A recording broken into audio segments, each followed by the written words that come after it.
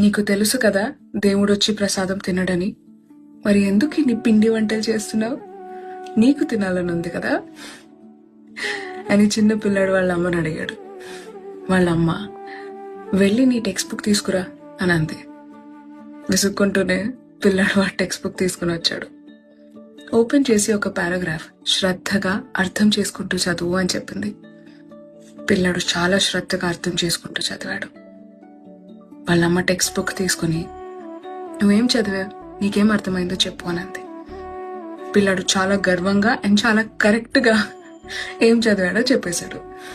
అప్పుడు వాళ్ళమ్మ, very good, ఈ బుక్లో ఉన్న ఆ పారాగ్రాఫ్ నీకు వచ్చేసింది కాబట్టి ఇంకా టెక్స్ట్ బుక్లో ఆ పారాగ్రాఫ్ ఉండకూడదు కదా అని అడిగింది.